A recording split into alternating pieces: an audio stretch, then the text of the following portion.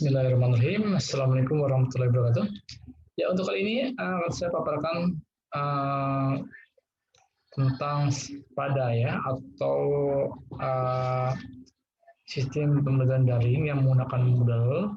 Sebelumnya sudah pernah kita bahas ya untuk yang Syakat ya. Nah, sekarang kita masuk ke Spada ya, bisa dari editor. Misalnya Bapak Ibu berada di akun Syakat. Nah, ini ada Spada ya, kita klik aja ke Spada. Nah, Spada ini adalah untuk proses perkuliahan ya dengan mahasiswa, di mana Bapak Ibu nanti bisa mengisi list mata topik-topik perkuliahan yang akan disampaikan dalam satu semester, atau bisa untuk mengirim tugas dan melihat tugas dari mahasiswa atau jawaban tugas dari mahasiswa. Di Spada ini pun udah tersedia ya, ada Syakat, siswa admin, dan di perpus Syakat tadi yang baru kita masuk di sini ya. Artinya Bapak Ibu ketika kembali ke Syakat, kita tinggal klik Syakat aja ya. Nah, kalau sudah login, maka otomatis akan masuk ke Syakat tanpa harus login kembali.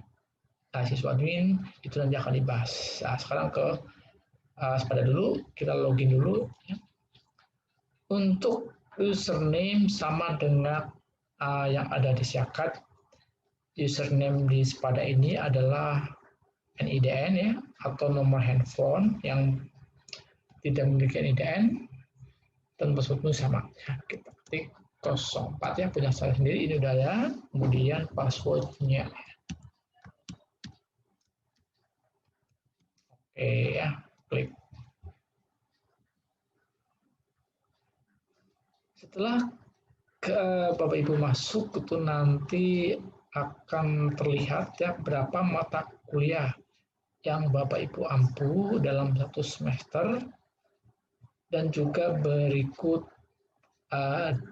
daftar kehadiran Bapak Ibu sendiri. Nah, di sini ini ada tiga bidang. Pertama, presensi dosen untuk daftar hadir sesuai dengan hari mata kuliah yang pun ini saya mengampu dua mata kuliah, internet blogging dan discourse analysis.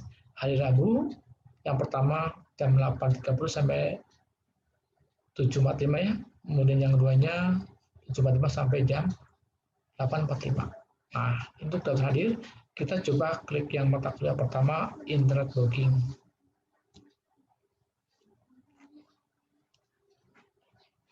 Ya, di mata kuliah internet blogging sini ini bisa mengisi beberapa topik yang akan dibawakan ya. Nah, ini sudah saya susun. Ya, apa yang akan kita bahas dalam satu semester. Nanti Bapak Ibu bisa sendiri, misalnya untuk mata kuliah satunya akan dibuat topik-topik yang mau disampaikan ke mahasiswa. Ini misalnya discourse analysis. Nah, ini masih kosong ya, belum diisi. Cara mengisinya adalah sederhana. Ini baru ada 4 topik. Jadi dalam satu semester itu ada 16. Jangan lupa ya, ini turn editing on dulu. Nah, setelah turn editing on ya, berubah menjadi off ini, bisa kita tambahkan dulu ya, jadi 16. Tambahnya dari sini add topics. Topik tambahkan 12. Oke, jadi 16.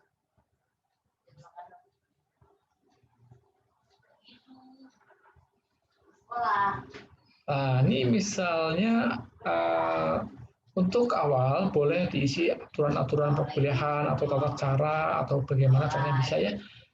Seperti yang tadi saya buat di mata kuliah internet blogging.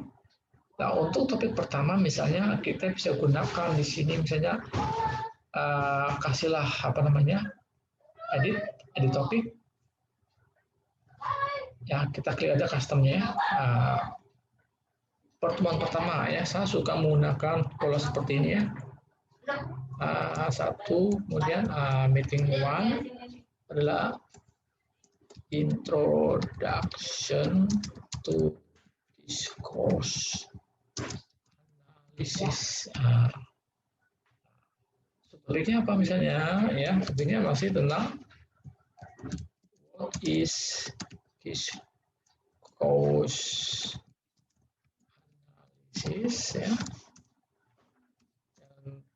Dan adalah types of discourse misalnya, ya. Itu baru save.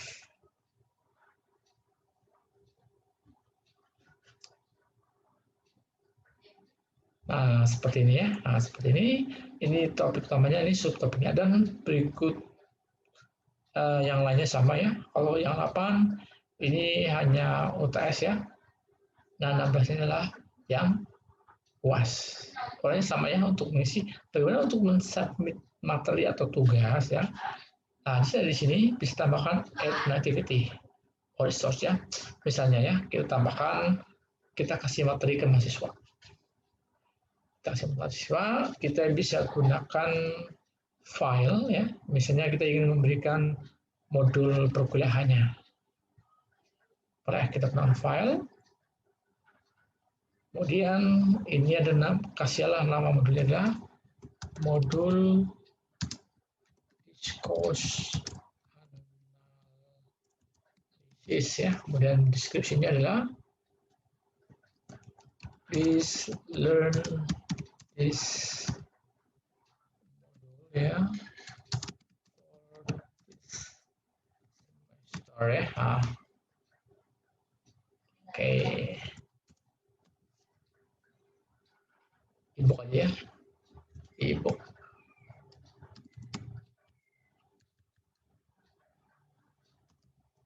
Semester. Boleh, ini sih contoh aja, ya. Kita kasih tanda sini. Nah, di sini adalah untuk mengunggah modulnya. Ya, kita bisa klik file atau bisa kita trik aja. Kita cari modulnya di mana. Misalnya saya mau ke modulnya yaitu tentang discourse analysis. Ya.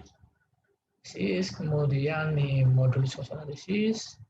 Kita yang PDF, ya. PDF-nya. Nah, ini, ya, kita klik drag ke sini.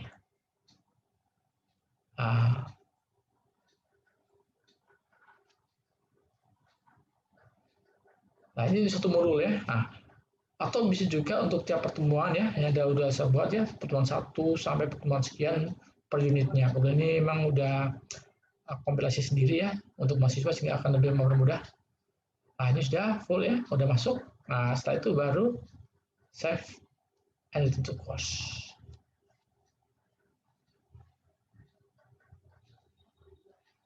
Nah, ini sudah masuk, ya, sudah masuk modul discourse analysis. Bagaimana kalau kita ingin menambahkan lagi tutorial atau misalnya memberikan satu penjelasan, ya, kita punya rekaman sendiri dan ingin share ke mahasiswa, ya, bisa berupa YouTube atau yang lainnya, sama seperti ini, ya, add activity dan seterusnya. Nah, kalau untuk link misalnya, klik aja link sini. Misalnya, ya, kita sudah unggah videonya di YouTube, boleh kita gunakan sama, ya, gunakan file aja nggak apa-apa. Tapi kalau file ada yang di submit, kemudian bisa kita gunakan page, ya. Page misalnya.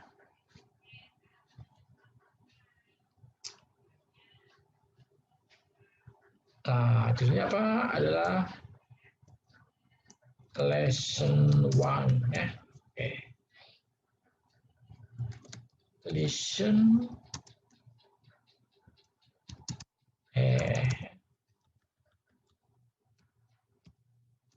and watch, ya, my explanation about lesson 1 of discourse analysis. Boleh, ya.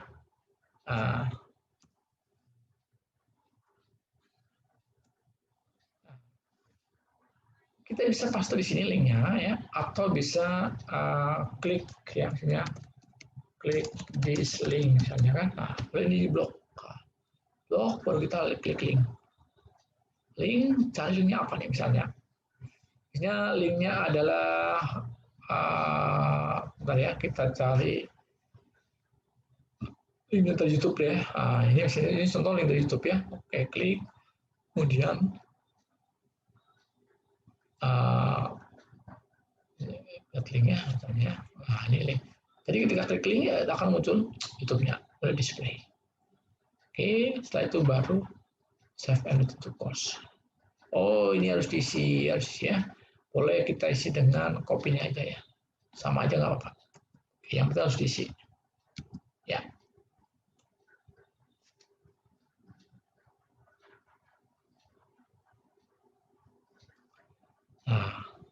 Nah, itu begitu cara untuk akses ya, untuk memberikan tugas atau materi dan sebagainya.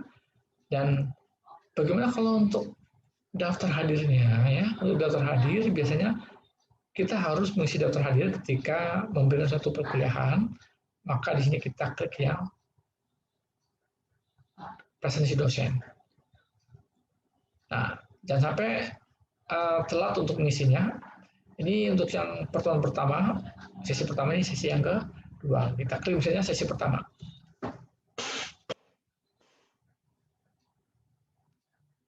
Ini belum ya, karena belum waktunya. Nanti ketika pas sesuai dengan tanggalnya, dia akan tampil ya untuk pertemuan yang harus diklik kehadirannya. Nah, ya, demikian tutorial singkat tentang Sepada ya, bagaimana akses ke Sepada dan bagaimana cara untuk menginput materi maupun memberikan tugas. Semoga bermanfaat. Terima kasih. Assalamualaikum warahmatullahi wabarakatuh.